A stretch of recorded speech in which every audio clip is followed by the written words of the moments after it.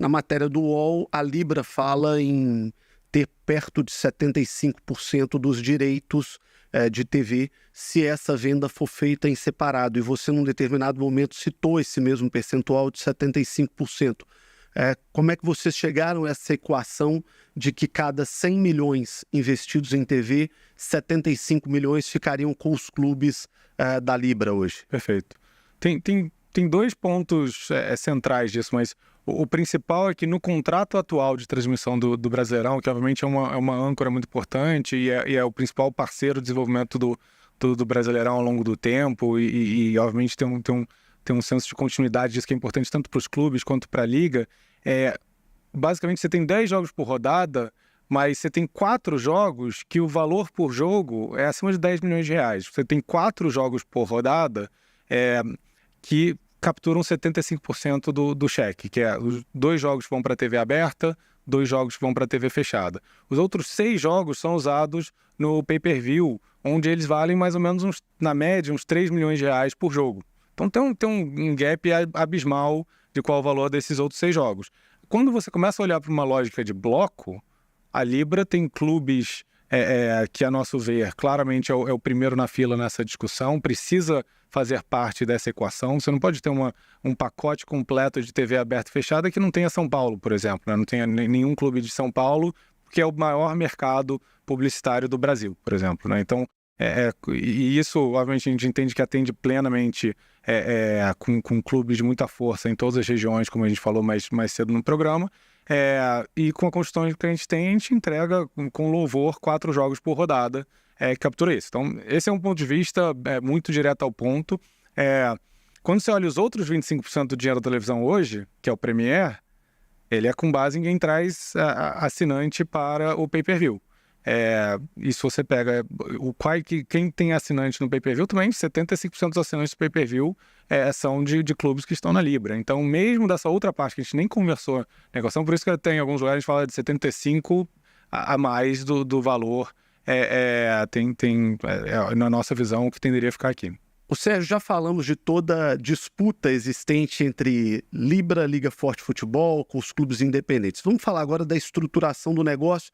Vamos esquecer que tem essa disputa que vai seguir na negociação.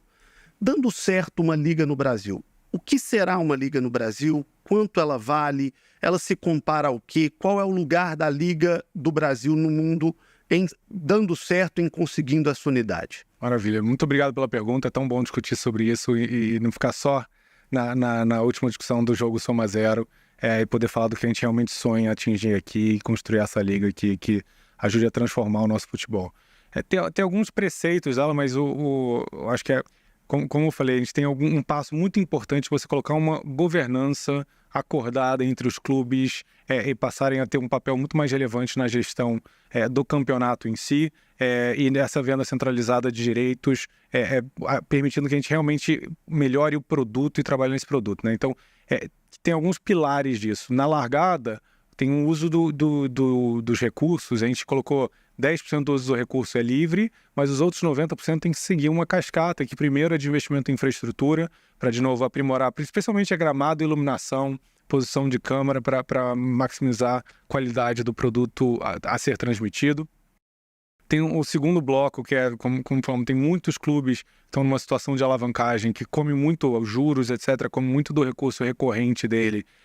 Então, o segundo principal uso do recurso seria para desalavancar e para fazer todos os clubes rumarem a se encaixarem bem no que é essa política de sustentabilidade financeira que a gente desenvolveu e está discutindo os detalhes com os clubes, de novo, para trazer muito mais estabilidade financeira para o futebol brasileiro, que também se traduz em performance mais constante. E isso eu acho que apoiaria muito uma competitividade mais robusta dentro do Campeonato Brasileiro, porque algumas variações de competitividade que a gente teve, infelizmente, no passado, foram muito para esses altos e baixos, às vezes investir demais e depois ter problemas financeiros no clube, que não conseguiu arcar com aquela folha salarial ou com a dívida que tomou para ter certo espaço, né? Então, isso por si, eu acho que melhora muito o produto. Acho que tem uma grande fortaleza do futebol brasileiro, primeiro, é a paixão nacional, é o principal esporte de longe, que tantos brasileiros são apaixonados, e por si só,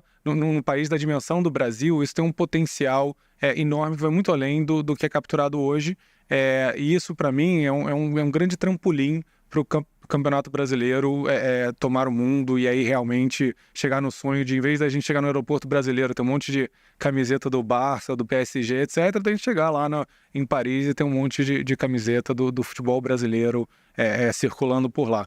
E eu acho que para fazer isso, tem alguns desafios. Eu acho que primeiro ele é de maximizar a captura do doméstico, porque a gente tem muito valor a ser capturado aqui, tem muitas coisas que a gente já tem trabalhado de iniciativa, por exemplo, de pirataria, tem muitos temas que são dolorosos, mas que precisam ser trabalhados, porque qualquer dinheiro desses, quando você aumenta o engajamento de tantos fãs do Brasil, isso vai apoiar muito os clubes, isso vai virar dinheiro na veia para os clubes, que vira investimento em elenco, e você cria um círculo virtuoso. A própria redistribuição de recurso que foi desenhada também vai apoiar esse ciclo, e você tem todo mundo depois podendo se desenvolver cada vez mais. Você traz melhores jogadores, não é nem trazer melhores jogadores, né? A gente tem tantos jogadores brilhantes do país, até segurá-los aqui, mas eu acho que é segurá-los aqui mais tempo. Exatamente, né? O futebol brasileiro perde muita gente. Perfeito, não perder, não é? O jogador está saindo, né? Perfeitamente. Então, eu acho que é justamente a gente conseguir segurar aqui mais tempo toda essa qualidade de talentos que a gente tem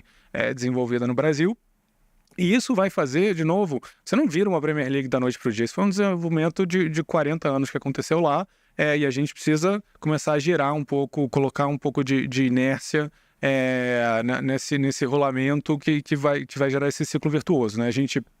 Isso vem, de novo, sanar a finança dos clubes, aumentar o tamanho do bolo, fazer uma gestão melhor e uma redistribuição. E tem um ponto que a gente fala pouco, mas quando a gente fala da distribuição de receita, também a gente tem um modelo ali que eu considero a prova de futuro, que vai se desenvolver. Então não é que a gente vai chegar hoje no máximo a 3,3 vezes, e esse é o pior...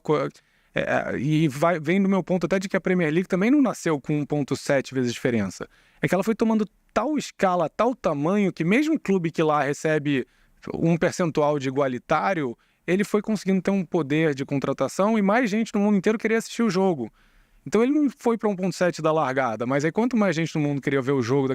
Então esse ciclo faz com que você vai conquistando espaço, aumente o tamanho do faturamento, e aí sim você tem o próprio time no mérito, no esportivo, tomando para si mais audiência e desenvolvendo o mercado, e isso vai fazer mais receita fluir para ele. Eu acho que isso está bem desenhado para ir nessa direção. Quanto vale hoje uma Liga do Brasil e dando certo, daqui a uma década, quanto ela pode valer? Excelente pergunta. Bom, da largada, isso a gente participou de um processo competitivo, tá amplamente público o valor que a gente está colocando pela compra de 20%, quase 5 bilhões de reais. Então, se você extrapola isso para o 100% do valor dessa liga, é quase 25 bilhões de reais. Então, hoje a Liga Brasileira valeria 25 bi, é isso? Perfeito.